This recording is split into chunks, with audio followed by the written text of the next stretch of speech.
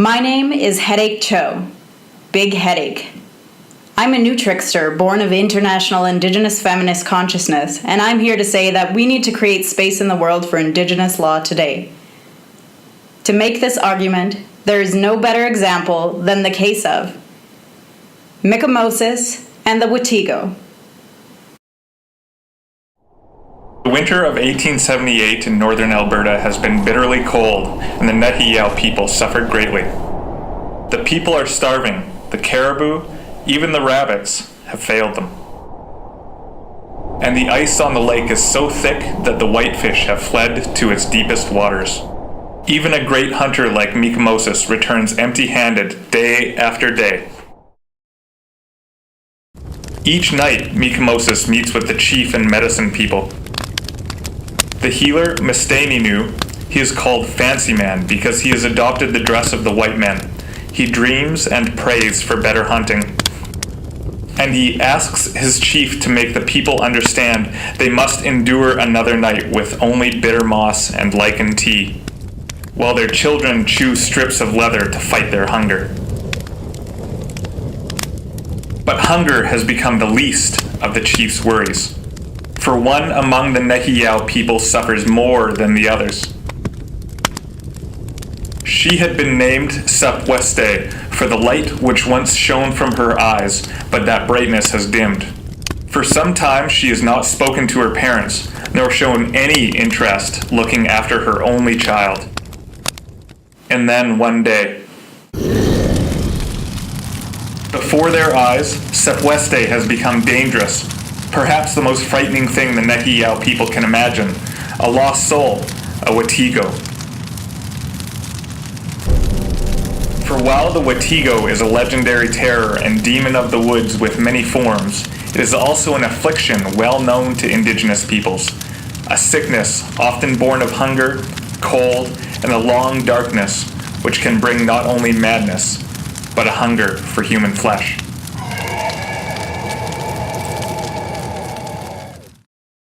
Sapweste shivers and grinds her teeth through a night of fitful sleep, convincing many that Wetiko ice is already forming in her heart.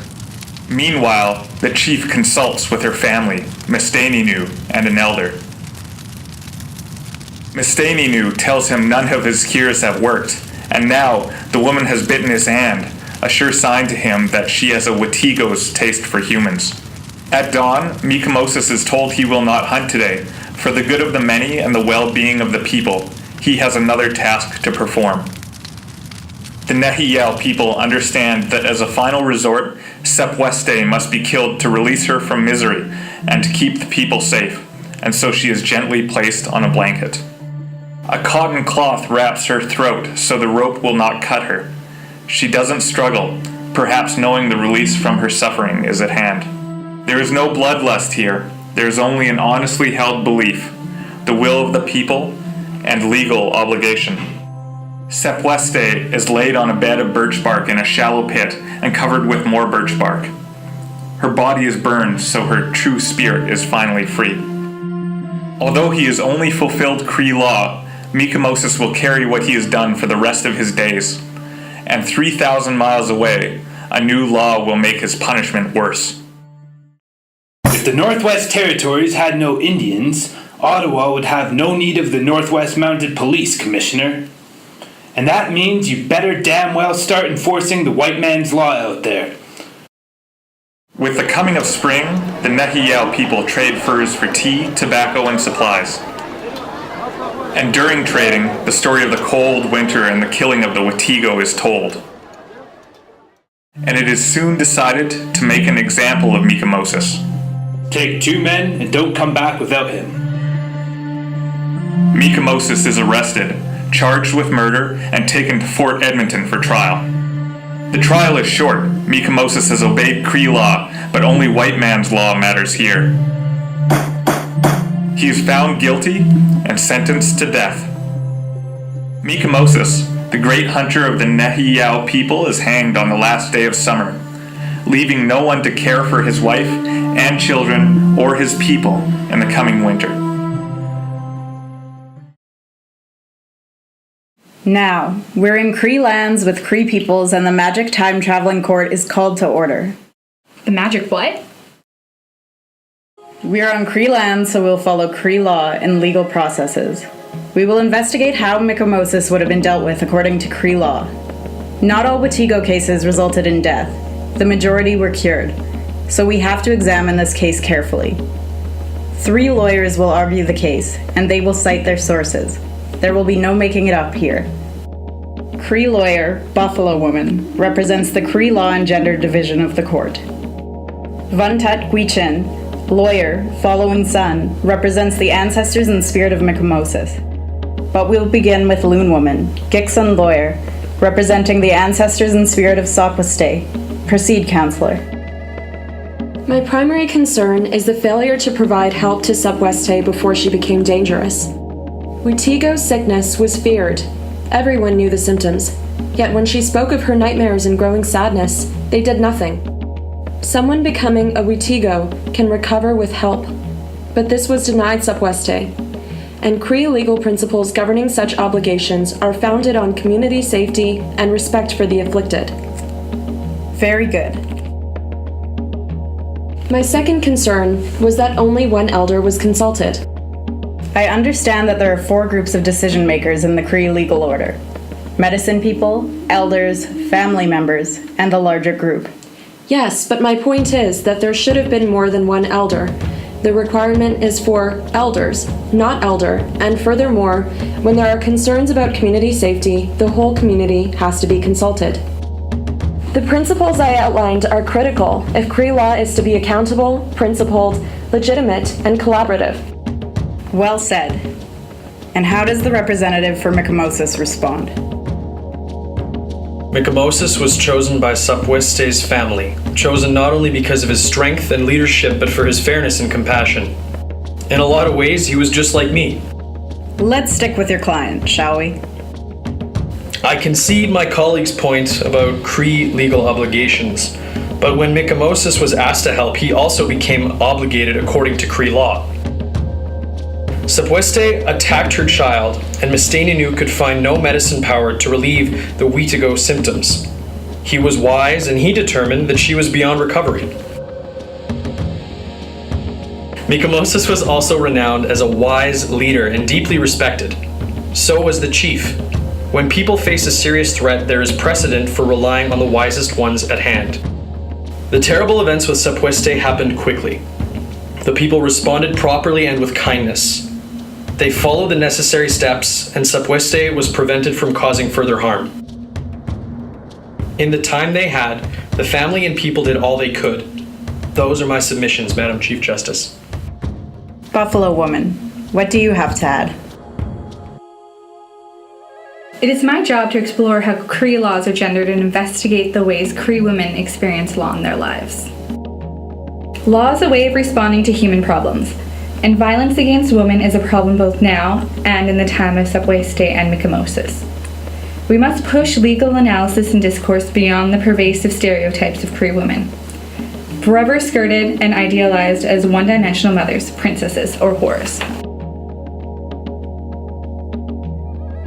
We don't know Sopwestay's story, and that's a serious omission in today's proceedings. Who was she? Was she respected and safe? Was she judged more harshly because she was a mother who hurt her child? Gender dynamics mean power dynamics. Cree men and women share similar experiences and challenges. Nonetheless, there are differences that are important to Cree law. Thank you. Cree law, like any other, is about contestation, collective problem solving, and collaborative management of large groups. And subjects like that always make me hungry. Let's take a break for some fresh bannock and moose meat.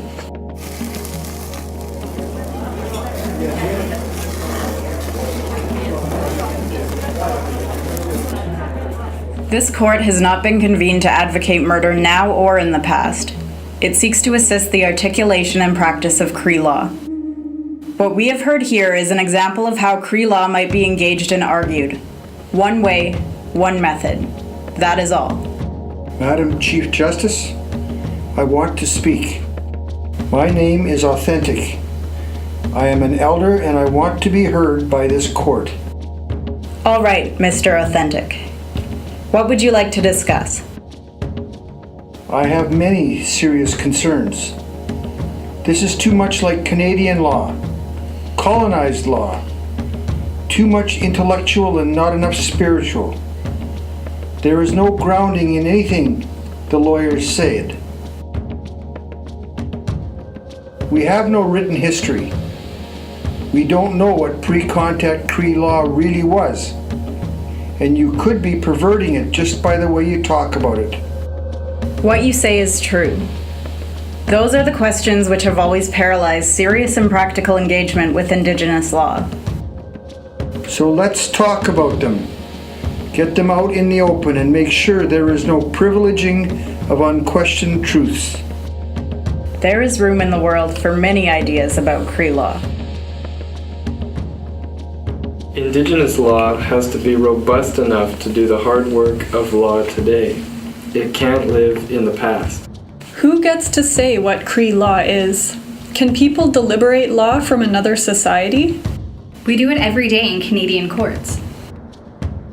But we must develop an understanding of law across social boundaries so we can argue on an inter-societal basis. Who are the Wetiko today? How can we protect those we love from those we love? Yes, Indigenous law must deal with that kind of danger, harm, and injury. What are the currencies of power in the discourse of Aboriginal law, and how do they operate? There has to be a space for Indigenous ways of teaching and practices of law in the Indigenous communities and the rest of Canada too. These conversations are going on now, and we need to listen for them and hear their words. And we need to make room for constructive disagreement. At the heart of it all is the need to reason from shared experience and judge what the community regards as reasonable. Too bad it will all come too late to save Mikomosis. Well, I did say this was a magic time-traveling court. So let's time travel! Indigenous lawyers, make your case! This is the country of the Cree, whose own laws must have a place in their own villages and territories. This is a dignified man who has suffered because he fulfilled his legal obligations under Cree law. We have to figure out the relationship between Cree law and Canadian law. Because we now fully understand the Cree law that was followed, we find the accused not guilty. Engaging in the processes of Indigenous law is to engage in the responsibility and work of being a citizen, individually and collectively. That thing can take us back where we came from, right?